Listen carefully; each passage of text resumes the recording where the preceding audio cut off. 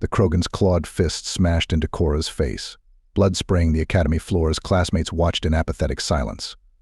No one stood up for the bullied orphan girl cowering from the hulking reptilians until a lone human intervened. The year was 2157 at the prestigious Galactic Academy on planet Zephyrus, a sanctuary for the brightest minds of 1,000 worlds. Species still battled the same cruelties that plagued the cosmos for eons.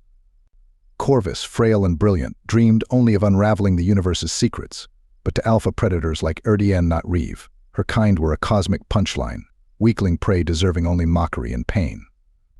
As Reeve's gang tore feathers from Corvus's head, drawing yelps that fell on deaf ears, human classmate Brian Johnson felt something break inside, a fire ignited in his marrow, a blaze of righteous fury that drowned the chatter of a dozen alien tongues. He knew the stakes: step into that circle and paint a target on humanity's back, start a war his species couldn't finish, doom his kind to another century of galactic ridicule. But Brian was his grandfather's son, and his grandfather's father's son. On Blue Earth or Red Mars, in the Oort Cloud or Andromeda, it made no difference human beings did not break before bullies or torturers, even if it killed them, even if it killed their entire species and every being they held dear. Fists clenched, jaw set, Brian stood and marched toward the circle of reptilian thugs, fully prepared to die on his feet so a gentle soul could live. It was the human way. It had to be out here in the pitiless void, or everything his ancestors fought for meant nothing at all. Brian helped Corvus to her feet as the Krogan gang skulked away. Purple bruises marred her blue skin where cruel claws had torn feathers from her scalp. "You didn't have to do that," Corvus said, wincing as she touched her wounds. "Now you'll be a target too." Brian shook his head. "I couldn't just stand by and watch them hurt you. U.S. newcomers need to stick together." Right, a ghost of a smile flickered across her face. "I suppose we do." "Thank you, Brian." Over the next weeks, an unlikely friendship blossomed between the human and Alani. They met in quiet corners of the library, huddled over textbooks on quantum mechanics and stellar formation. Corvus shared the rich history of her people, their soaring symphonies and profound philosophies, things that earned only scorn from races like the Krogan, who saw art and culture as weaknesses. "They think we're soft." Corvus sighed one day as they sat in the academy gardens, surrounded by alien flowers. "That we don't belong here among the elites of the galaxy." Brian nodded. "I know how you feel. A lot of folks don't think humans should be here either. We're too new, too unproven. They're just waiting for me to fail so they can say I told you so." Corvus placed a gentle hand on his arm. "But you won't fail. I've seen how hard you work, how much you care. You're going to do incredible things, Brian Johnson." I believe that heat rose in Brian's cheeks, but before he could stammer out a response, cruel laughter cut through the garden's peace. Well, look at the lovebirds," Reeves sneered, his gang snickering behind him. "Guess the human found himself a nice piece of Alani tail. Trying to get ahead in class, Johnson? Hoping she'll do your homework for you." Rage and humiliation burned in Brian's gut. He leapt to his feet, fists clenched, but Corvus grabbed his arm. "Don't," she whispered. "That's what he wants, to make you look like the aggressor." Reeve just laughed. "Better watch yourself, human. Folks might start to wonder about you too, and you don't want anyone taking a closer look at your extracurriculars."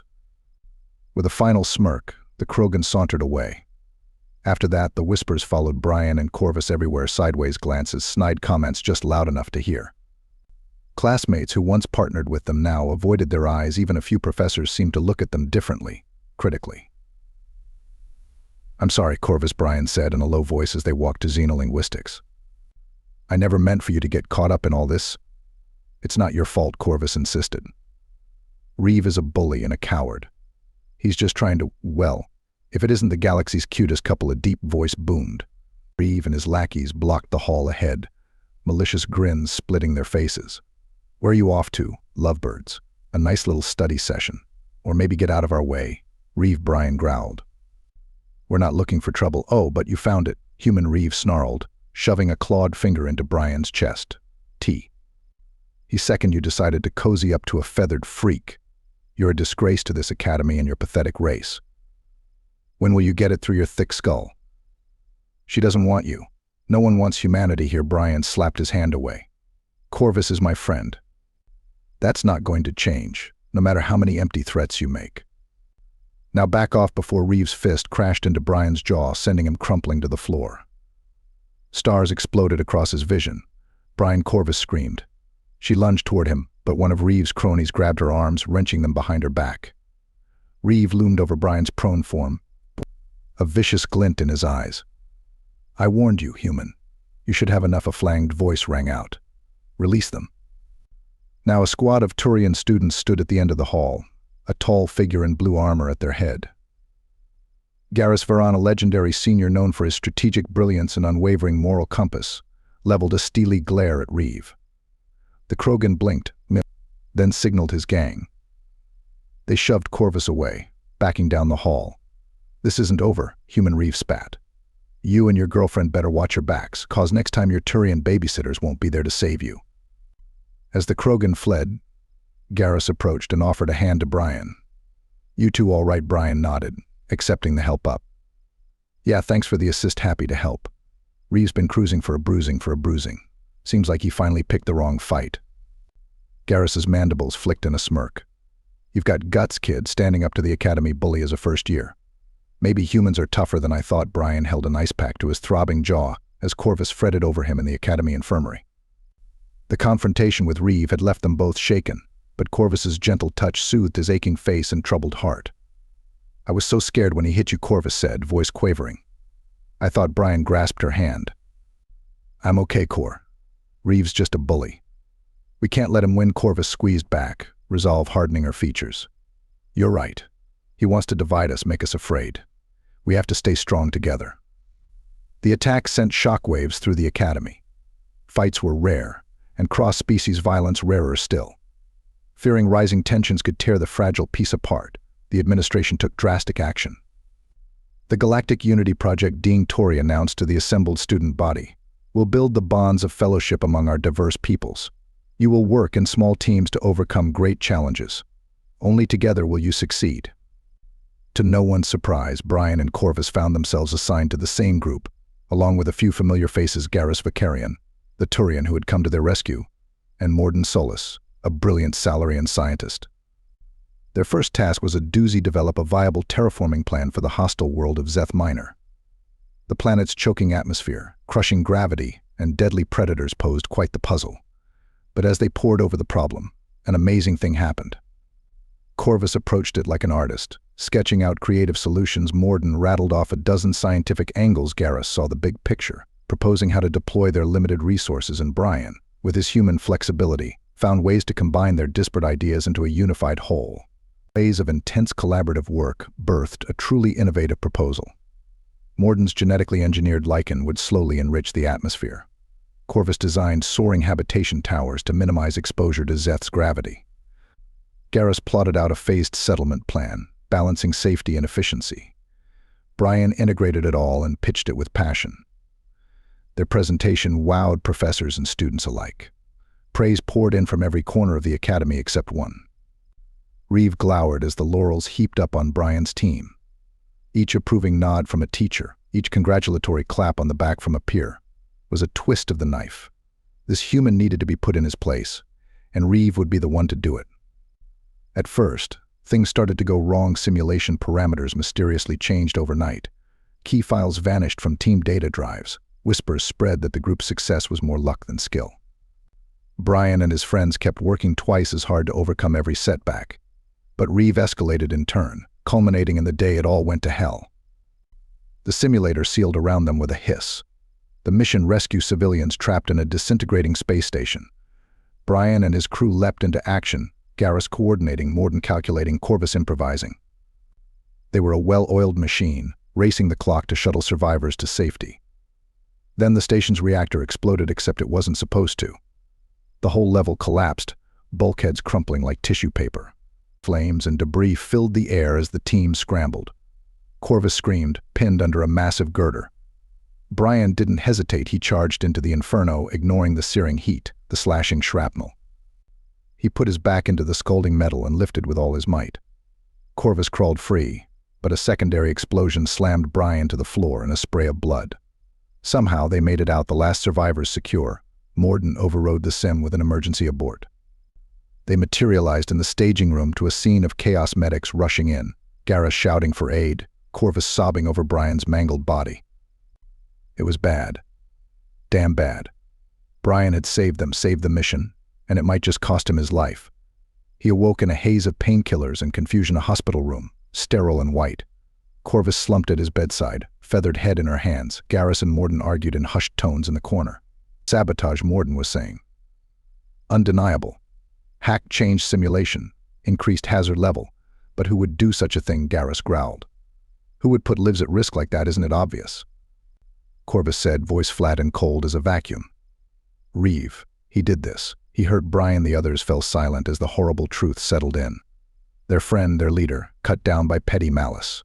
The unfairness of it all crashed down on them. Corvus took Brian's hand, tears sparkling in her luminous eyes. You're going to be okay, she whispered. We need you. I need you, Brian squeezed weakly, a ghost of a smile on his pale lips. The road ahead wouldn't be easy: recovery, investigation, retribution. But with his team by his side, he could face anything, even a galaxy that seemed set against him. Because they were more than friends now, more than teammates, they were family, forged in the crucible of shared adversity and tempered by loss and love. And no force in the universe, not Reeve, not ancient prejudices, not even death itself, could break a bond like that. The steady beep of medical monitors filled Brian's ears as he blinked awake. His body ached, a map of bruises and bandages from the Sabotage simulation, but his mind was clear, focused on one driving need: to get back to his team. You're one tough kid, a grizzled doctor said, checking his vitals. Most humans would still be in a coma after what you went through, but you're healing up nicely. Brian managed a weak grin. I had a good reason to wake up, Doc. As soon as he could walk, Brian made his way to the Academy Commons. Corvus, Garrus, and Morden were huddled at a table, poring over data pads. They looked up as Brian approached, and Corvus let out a gasp. You're okay? She leapt up and wrapped him in a fierce hug, mindful of his injuries. Garrus clasped his shoulder, mandibles flared in a Turian smile. Knew you were too stubborn to let a little explosion keep you down, the soldier said. Morden nodded, large eyes assessing. Healing progressing well. Estimate 92% functionality. Impressive resilience for human physiology. Brian chuckled, easing into a seat. I couldn't let you guys have all the fun without me. What's the latest? Their faces turned grim. The administration launched a full investigation into the Sabotage, Garrus said. Turns out Reeve had helped a whole network of anti-human sympathizers stirring up trouble behind the scenes. But they slipped up this time, Corvus added, eyes hard. Left a trail of evidence a mile wide. Reeve and his inner circle are in custody, facing expulsion and criminal charges. Brian let out a slow breath. Good, I'm glad the Academy is taking it seriously. Reeve's hate and bigotry have no place here. Indeed, Morden agreed. Academy is place of learning, cooperation. Reeve's actions antithetical to core values. Garrus leaned forward. There's more. The Galactic Unity Project, it's being declared a resounding success, and we're being held up as the shining example. Brian blinked. Us. But we nearly died in that last simulation, but we didn't, Corvus said, taking his hand.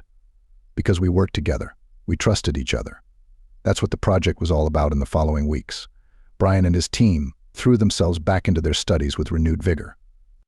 The shadow of Reeve's treachery no longer hung over them, and they flourished in the spirit of collaboration the Academy fostered. As the term drew to a close, the entire student body gathered for a grand ceremony celebrating the Galactic Unity Project. Species of all kinds sat side by side, a tapestry of diversity united in purpose. This year has tested us, the headmaster said, voice ringing across the auditorium. Challenged us to confront prejudices both external and within ourselves. But through the Galactic Unity Project, we have proven that our strength lies in our differences, not despite them. Brian felt a swell of pride as his team was called to the stage. They stood tall, shoulder to shoulder, as the headmaster extolled their accomplishments. Garrus the strategist, Morden the scientist, Corvus the visionary, and Brian the leader who bound them together. One by one, dignitaries from their respective species came forward to present them with commendations: the Turian Primarch, the Salarian Dalatras, the Alani Matriarch, and for Brian, a grizzled Systems Alliance admiral who shook his hand with a knowing gleam in his eye. You've made humanity proud, son, the admiral murmured. But the greatest honor came from Corvus herself. She turned to face Brian, luminous eyes shining with emotion. Brian, she said, voice carrying across the hushed auditorium. When I came to this academy, I was afraid. Afraid that I would never find acceptance. that my people's ways would forever mark me as an outsider. She reached up and plucked a gleaming feather from her crest. But you showed me the truth that strength comes from embracing our differences, not hiding from them. You stood by me even when the whole galaxy seemed against us. Corvus pressed the feather into his hand, soft and warm. This is a symbol of my trust, my respect, and my love. You will always be a part of me, Brian Johnson. No matter where the stars may take us. Tears pricked Brian's eyes as he curled his fingers around the precious gift. I'll cherish it always, he whispered. And I'll cherish you, Corvus. My friend, my confidant, my sister in spirit. The auditorium erupted into applause, a thunderous swell of celebration and unity. Brian looked out over the sea of faces, human and alien alike, and felt a profound sense of belonging. They had started as strangers, thrown together by chance and political maneuvering. But now, forged in the crucible of hardship and tempered by understanding, they stood as something more, a living embodiment of the ideals the Academy espoused. As the ceremony concluded and the student body began to disperse, Brian found himself lingering, savoring these final moments. The future stretched out before them, unknown and exhilarating. He would enter the Systems Alliance as he always dreamed, while Corvus returned to uplift her people with her newfound wisdom. Their paths might diverge, but the bond they forged would endure. The lessons they learned, the laughs they shared, the battles they fought, both external and within these, would stay with them, guiding lights in the vast, uncertain galaxy. And so, with a final embrace and a promise to always stay true, Brian and Corvus parted ways, not with sorrow, but with joy, secure in the knowledge that though the stars may separate them, their spirits would forever be entwined. Brian looked down at the feather in his hand, marveling at its delicate strength, a reminder of the friend who changed his life and the man he had become. With a smile, he tucked it carefully into his pocket, close to his heart, a symbol of his time at the Galactic Academy, a symbol of the future they would build together, no matter the distance. A future of acceptance, of unity, of hope. The future they would forge, one friendship at a time, in the cold light of distant stars. The feather was faded and worn, the once vibrant colors muted by time and the struggles it had witnessed. Yet, as Brian clutched it in his hand, memories of his days at the Galactic Academy rushed back, as vivid as if they had happened yesterday. The laughter shared with Corvus in the gardens, the long nights spent poring over quantum mechanics, the unwavering support they had shown each other in the face of cruelty and adversity. He never imagined he would see her again like this, chained and bruised in the depths of a Batarian slaver den. In the years since the Academy, Corvus had become a fierce advocate for her people. She had spoken out against the injustices faced by the Alani and other marginalized species, her voice a clarion call for change. But her activism had come with a price. The Batarian slavers, seeking to make an example of her, had abducted Corvus and dozens of other prisoners. Now, as a decorated Systems Alliance Marine, it fell to Brian to lead the rescue mission. His squad moved silently through the warlord's stronghold, dispatching guards with ruthless efficiency. But as they breached the holding cells, Brian's heart stopped. There, among the huddled captives, was a face he would know anywhere. Corvus, he breathed, rushing to her side. With trembling hands, he removed her shackles, his eyes never leaving her face. I'm here. I've got you. Corvus looked up at him, her luminous eyes filled with a mixture of disbelief and hope. Brian? Is it really you? He nodded, a lump forming in his throat. I made a promise, remember, to always stand by your side. I intend to keep it. As they made their way out of the cells, the alarms began to blare. Batarian guards swarmed from every direction, their weapons trained on the escaping prisoners. Brian and his squad formed a protective circle, their guns blazing as they cut a path through the enemy forces. But in the chaos of battle, Brian felt a sudden, searing pain in his chest. He looked down to see a dark stain spreading across his armor, a Batarian sniper's round having found its mark. He stumbled, his vision blurring at the edges. Brian, Corvus cried, catching him as he fell. She supported his weight, half dragging, half carrying him toward the extraction point. His blood stained her feathers as she tried to keep him conscious, her voice a desperate plea. Stay with me, Brian. Please, just hold on. They burst out into the open air, the roar of the shuttle engines filling the sky. Brian's squad provided covering fire as Corvus helped him aboard, laying him gently on the floor. She cradled his head in her lap, tears streaming down her face. You're going to be okay, she whispered, even as the light in his eyes began to fade. We'll get you help. Just stay with me. But Brian knew his time was short. With a trembling hand, he reached into his pocket and withdrew the Alani feather, now worn and faded with age. He pressed it into Corvus's hand, a small smile playing on his lips. "I've carried this with me every day since you gave it to me," he rasped, his breath coming in short, painful gasps. A reminder of our friendship, of the bond we forged. Corvus clutched the feather to her heart, her body shaking with sobs.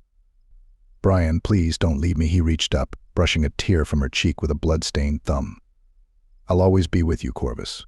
And here, with his last ounce of strength, Brian tapped a finger against her chest, just above her heart. Then, with a final sigh, he closed his eyes and was still. Corvus let out a wail of anguish, burying her face in Brian's neck. She rocked back and forth, whispering a prayer in her native tongue for his soul. The shuttle carried them away from the stronghold, the smoke of battle fading in the distance. In the aftermath of the mission, Corvus returned to her people, carrying with her the story of Brian's sacrifice. She spoke of his courage, his compassion, his unwavering commitment to justice. Her words struck a chord with the galactic community, reigniting the ideals of the Galactic Unity Project. A statue was erected at the Galactic Academy, depicting Brian and Corvus as they were during their days as students. They stood side by side, united in their friendship and their shared vision of a better future. It served as a reminder to all who passed by of the power of empathy, the strength of the human spirit. And though Brian was gone, his legacy lived on through Corvus. Through the countless lives he had touched, a testament to the unbreakable bonds of friendship and the enduring light of hope in a galaxy too often shrouded in darkness. If you enjoyed this story and want to support us, please leave a like and subscribe to our channel. For every comment that says, we will heart every single one of them. Thank you for your time.